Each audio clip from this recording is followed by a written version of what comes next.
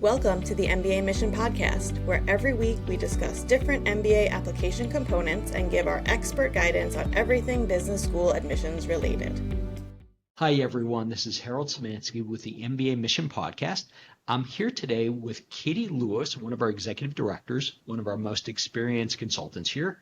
Katy, during our last episode, you touched on the fact that recommendations are not only just important, but as you do ding reviews, as you look at why people did not get into the top schools, it's not infrequent that you see recommendations that are simply inadequate. Do you want to just talk a little bit more about how important recommendations are, what good ones look like, and even as a candidate, how do you approach a recommender, recognizing how important it is? Let me start with why recommendations have outsized importance in business school applications. That I always like to quote what the ex-director of admissions at Stanford, Derek Bolton, used to say. He was famous for saying that he could read an application, he could read only the recommendations and nothing else in the application, and he could decide to admit someone, but he could never do the reverse. He could never read the resume, essay, and the rest of the application and transcript and accept someone. So to him, recommendations were the linchpin of getting in. Why is this so? Applying to business school, as I've mentioned in our previous podcast, you're really applying for a leadership degree. You know, schools like Harvard and Stanford see themselves as grooming the next generation of leaders, movers and shakers in the world. And if you're looking for leaders, obviously in the application you want evidence of leadership. When you apply to a typical academic graduate school program like medicine or law, they're going to look at your grades and scores, and they like to have a little recommendation from a professor that says, you know, you have strong research skills and academic skills. None of that works in the business school context. In the business school context, the transcript and grade's not going to tell an admission person anything about leadership. Where do you find out about leadership? It's frankly in the recommendations. So the recommendations are actually the transcript of leadership. And so you need to, for that reason, recommendations play an extremely important role. That's when I worked in admissions, I mined the recommendation for leadership. That's what I was looking for. So for that reason, recommendations play an outsized role in the process. There's another way they play an outsized role. Katy, I'm gonna interrupt you for 1 second because I just want to highlight the term transcript of leadership. That's something I haven't heard before, but I think you're absolutely right. It's hard for anyone to show leaders generally, and the reality is you have somebody who is somewhat objective, that recommender, to say, hey, I've worked with a lot of people, and this particular candidate is really unique. They truly are a leader. Yeah, you're right. I would not know how else to get that point across. You know, a good example, if you're dealing with an investment banker, you may see that this investment banker played a role on a major merger transaction. You can see that on the resume and you think, okay, cool. But what did he really do on that transaction? It's the recommendation that actually fleshes out that he was the one who controlled the client relationship. He's the one who negotiated with all the third parties. He took initiative to do X or Y. The recommendation is what brings color to the accomplishments and fleshes out the leadership. Yeah. There's another very practical way that recommendations are critical at highly selective schools. When I worked in admissions, we often got the situation where we had 3 people competing for the same spot, and they all had equally high grades and work experience and all that. And it was at that point that very often we went with the applicant who had the really spectacular, exceptional recommendations. So recommendations can often break the tie. So recommendations are huge and very important in the process. They are also one of the most complex and anxiety-producing parts of applying to business school. It's very often awkward for the applicant to think about approaching their recommender, to coach their recommender, they're just nervous about that process. It's frankly a pretty thankless job for the recommender. They're not always excited about writing recommendations. Yes. Sometimes they may not even want you to go to business school. They're not happy about you applying. So this is a very anxiety fraught area of the application process, and it's one that the applicant really doesn't totally control. So it's takes a lot of strategizing to not only develop a good approach to your recommenders, but also support them and hope to yield those top recommendations letters that you need. That makes sense. And Katy, and you and I have both seen this in the sense of you do have a recommender who, first of all, has said to their, to the person asking for the recommendation for the applicant, hey, just write it for me. Or have said to to the applicant, hey, don't go to business school. I didn't go to business school. You don't need to go to business school. If I'm an applicant, if I'm one of your clients and I say, Katy, this is what my boss said to me, what should I do? How do you think about that issue? What are some of the strategies you use to get around those issues? These are two separate issues. Let's say the recommender is eager to do your recommendation, but he says, look, I don't have time. I want you to write it for me. This is a no-no for several different reasons. One, it's flatly against the school's rules. The schools will will tell you flatly you can't write your own recommendation. They will also, if you're admitted, the background check firm will ask the recommender directly, did you write the recommendation or did the applicant? So this is a complete no-no. Number two, schools are now using plagiarism software if they suspect a recommendation is written by the applicant, they have some nice software tools that will immediately make that clear. So you do not want to write your own recommendation. A second reason you don't want to write your own recommendation is it's really hard to write a blowout recommendation about yourself. It's honestly embarrassing to write language saying that you excelled at this. It honestly, it comes across as a performance review. So you're going to end up writing a letter that looks more like your performance submittal, not a recommendation. Right. The key, there isn't a way you can get around this. What we tell our clients to do is spell out these limitations and instead write a very detailed memo to your recommender where you, the applicant, detail the various accomplishments you want your recommender to talk about. So you're providing him 85% of the material, or him or her, but you're not writing it yourself. Right. Absolutely fine to do that. And we work with our clients to do that. Another thing you can do if worse comes to worse, is you can write that memo and have somebody else write that letter.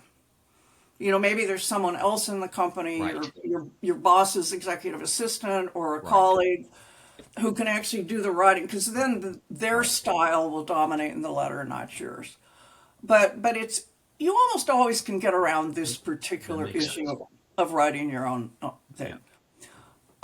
Your second question, your boss. Katy, before we even jump to that second question, I just want to highlight one thing. And you used the term, you've said before, a recommendation should not be a performance review. And a recommendation should be, you called it transcript of leadership, again, a term I love. How do you see the difference between those two things? Recommendation is a blowout recommendation. It's an out and out marketing document, marketing you as an exceptional candidate. I mean, to me, unlike a performance review usually talks about what you're good at, what you're working on, what you've made progress on. To me, a blowout recommendation has highly specific stories that show very exceptional traits. It includes a comparison to your peers. It shows your capacity to grow and history of growth. It's really much more of a positive puff piece, to put it mildly, than a performance review. Yeah. Performance reviews are generally pretty even-handed, and they're they're dull. Right. They're just not that interesting, and they're often they Yeah. get down to the nitty gritty. Right. They have like 100 different things they're talking about. Yeah. A recommendation cuts Yeah. right to the chase, highlights the high points, makes you jump off the page. It's just very Yes. different. I mean, a recommender's trying to sell you in a recommendation. In a performance review, that's not the objective. Right. That's a great way of putting it. Okay, and just for me to sort of pull it all together.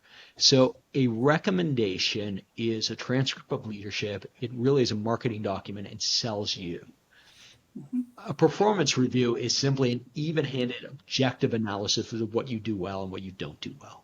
It's like a report card. For the top schools, you need that blow-up recommendation. You need a recommend. Very often, I work with my clients to aggressively use recommendations to tell our story. I'll give you an example. I have a client who's working in an investment job, wants to move into value investing, and she can't really do that in her current job. She has developed a mentorship relationship with a value investor who is one of her clients, and he is actively coaching her. We are actually cultivating that mentor to be one of her recommenders.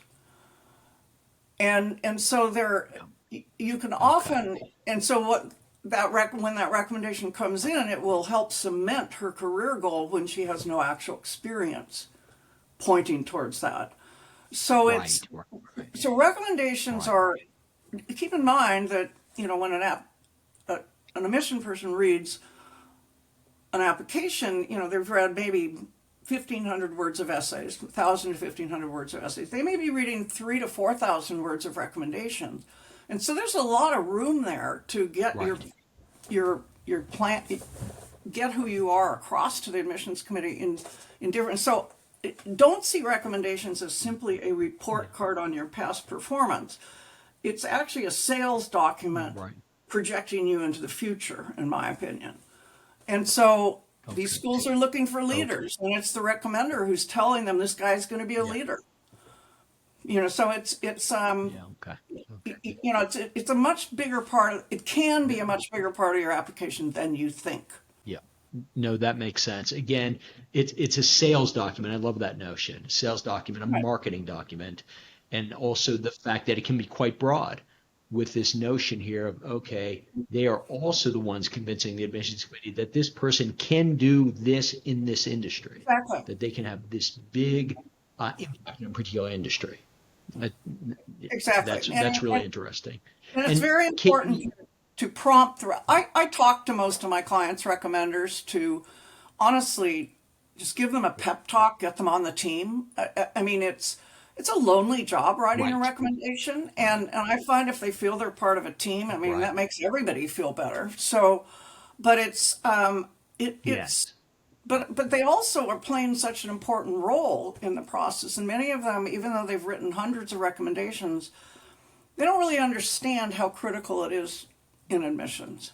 So making Right. them feel good about what they're doing, be excited about what they're doing, is very important to do.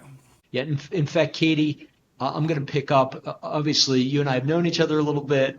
You've mentored me in a number of ways, one of which is this notion of me as a consultant talking to the recommenders. And I did that today twice, and for two different recommenders, obviously. And I think your point is a good one in the sense of they do feel alone. They do feel like someone whom they like, the applicant whom they like, has just tossed them the ball, and what do they do with it? And how important is it? And they feel a little abandoned, I'd almost say, when they're asked to read these Yeah. recommendations. So, The one thing we never do, obviously, as and consultants, is we never write or edit the recommendation. That's unethical. But there's nothing wrong with getting yep, a recommender excited about the process. I like to communicate to my clients' recommenders what I think of my client and how I think, hey, they may really have a shot right, at one of these top schools, right, given that I'm right, impressed with the things they've done.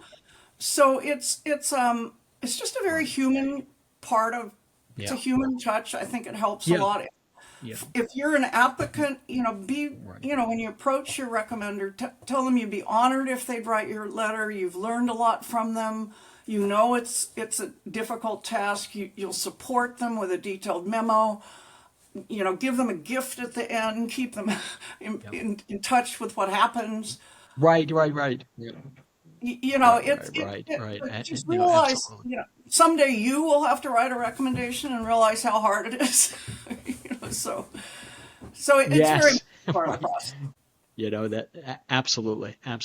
So, Katy, one thing that we touched on very quickly, but it feels like it's happening more often than not now, which is the recommender may push back and say to the applicant, I never went to business school. I don't think you have to go to business school. I don't want to help you out with this process. What do you recommend to applicants or clients of yours to say at that point? I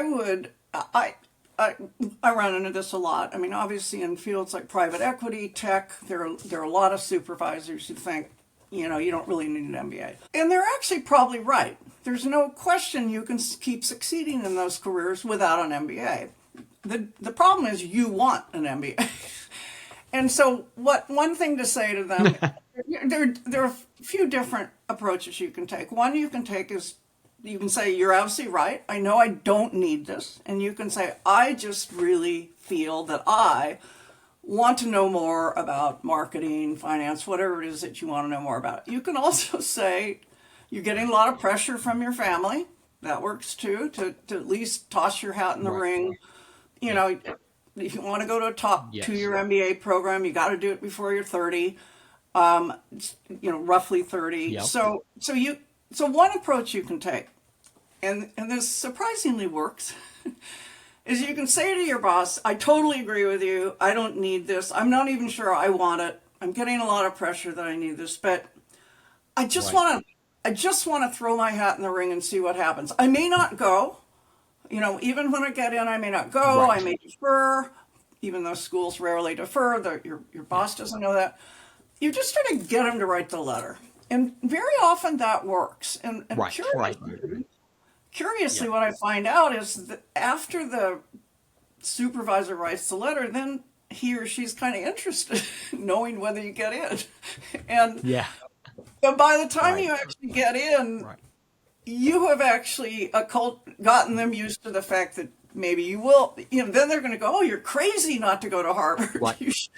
You should go. So keep in mind, you're not trying to get in a debate to change your supervisor's mind on whether an MBA is worthwhile. You're simply trying to get a letter. So that's one thing that works makes sense pretty well. Now, if your boss is totally against MBA, or if even mentioning that you're applying will ruin your bonus, ruin your next promotion, that's when you say, I'm not asking that person. And what you do is you ask your immediate past supervisor, you ask a supervisor from another job, you ask a lateral person in the team. Maybe there's someone in your company who's just left who could safely write that letter that you could talk to. But, and then what you do when you apply to business school is you say, I have chosen these two people to write my letter. I elected not to ask my current supervisor because, it would jeopardize my bonus or promotion. My supervisor is dead set against MBAs, whatever. And then business schools are fine with that. Okay, I was going to ask you, and business schools are fine with that. They understand that. As long as you explain it. And some schools specifically say, we want to hear from your current supervisor. And in that case, you say, I didn't ask my current supervisor for these reasons, but I asked someone very recent who actually supervised me. And that's fine. Okay. The business schools know you may not make sense. And if asking them jeopardizes your job and your promotion, that's crazy. So, they get it. Yeah. Right. Yeah. No, that makes sense. Katy, one thing I just wanted to pick up on was this notion of, I'll frequently say to my clients, applying to business school and going to business school are two separate things. Mm-hmm. And if you approach your recommender saying, I'm applying to business school, and then maybe 3 months from now, you and I will have a different discussion, that also seems to be a compelling argument at that point. So. it is, and who knows? You Katie, may change your mind. They may throw an opportunity your way that right. honestly makes you not go to business school. I mean, I've had many people get into a top business school and decide not to go because an incredible growth opportunity came up. You've got to Yep. remain Yep. adaptable and Yep. practical. No, that makes sense. Yep. No, that makes sense. Katie, maybe I'm going to end where we maybe should have started, but that is, okay, so who writes the best recommendations? Who should my recommenders even be? To me, there are two key traits that any recommender has to have. They need to know your work really well. You've actually directly worked with them. And they have to be really enthusiastic about you. They've got to want to sell you. Here's what's not, it's not important what their rank or title is. You don't need to have your, if you have an Okay. engagement manager right above you and they think you're the best person they've ever worked with, it's better to have them write the letter than your managing director. So Yeah. those are the two key traits you need. There are times that many of my clients work for firms like consulting firms, investment banks, private equity firms, where they have multiple bosses. They're not reporting to one person. They're working on different projects. They Yes. have myriad Right. people who could write their recommendations. In that case, we will actually discuss who are the key people who meet those two key traits of knowing their work well and being enthusiastic. But there's no reason you can't then reach out and incorporate the voices of some of those other people. I call this syndicating your recommendation. Okay. You could have maybe that managing director who made a Okay. comment about one of your projects insert a direct comment in your letter. I mean, my theory is if there's anything good to Okay. say about you at that consulting firm, get it into the letter. I mean, there's no reason not to. Yeah, right. It's Right. that makes a big difference. I'm trying to think. Other times, there are other sticky recommendation situations. Like if you're an entrepreneur or work for a family company, I mean, if you're in a family company, it's you can't ask a family member to write your letter. I've actually done it once and it worked, but that's rare. And Yeah. if you're an It's hard. entrepreneur, you don't have a Yeah. boss. So who do you ask? In those cases, Yes. very often you can ask a board member, maybe there's an attorney or accountant who's worked closely with the company, maybe there's an outside advisor or customer or mentor, but essentially it's not so much who the recommender is, what can they say? I mean, I have an entrepreneur right now, last Okay. year that I worked with in Vietnam. He had one of his supervisors write a recommendation, and then he actually had one of his suppliers write a recommendation. And you have to, Oh, interesting. you honestly, if you just look around, wherever he's had a meaningful leadership engagement with somebody, you can mine that relationship and see if that person would be a good person to write a letter. So, but I always start with the grassroots. I ask my clients, okay, on an Excel chart, array who could write your recommendation. Tell me what they could say. I start with telling me look at what they Okay. can say Yeah. first, and then choose your recommender. Yeah. Right. You're basically creating a blueprint of a story that's going into the admissions committee. So start with what's going to be said, and then choose the person. No, that makes sense. And just sort of similarly, last year I had a young applicant, he was young, from private equity. And he actually had the CEO of a portfolio company write his recommendation. Happens And a lot the of reason for that, we really wanted to show the maturity of someone. This, kid was 24, I think. And we really wanted to show his maturity. And the CEO, was a person in his 50s, said, listen, I see this person as a real partner for me. I really rely on him a lot. And I think that's what got him into the top school. Yeah. When all said and done. No, that's exactly But, the right thinking. You look at what the person can say. Katie, we're running out of time, but just some final words in terms of recommendations. What works, what doesn't? One thing I haven't talked about is cultivating your recommender a year in advance. I mean, let's say you're working for a firm and your supervisor maybe has an MBA, maybe doesn't have an MBA. Start talking about this. Start saying, I'm really thinking of going for an MBA in 12 months. Then be proactive about asking for feedback. How am I doing? Are there some stretch projects I could work on? I really want to be able to show this. I want to be able to show that. So there's nothing wrong with kind of cultivating your recommender to be that advocate. By the time they're writing that letter a year later, they may say, oh my gosh, look at what this guy's done in the past year. I've been so impressed with how proactive he's been. He's done, he's done these stretch projects that I've never seen anyone of his tenure do. This is the kind of forward thinking that can put you in a much, much better position by the time you apply, because it's going to accelerate your performance at your company. And then you're going to have that blowout recommendation. And so I haven't talked about that, but that's something you can do well before you apply. No, all right. That makes sense. That makes perfect sense. Then, great. Well, Katy, thank you very much. I know I'm going to have you back on the mbaMission podcast, but this is Harold Simansky with one of our executive directors, a mentor of mine, Katy Lewis. Thank you very much, Katy. Good to see you, Howard. Bye. Thanks for listening to the mbaMission podcast. Be sure to like, share, and subscribe wherever you get your favorite podcasts so you don't miss an episode. We wish you the best of luck with your MBA applications and look forward to helping you on your journey to business school.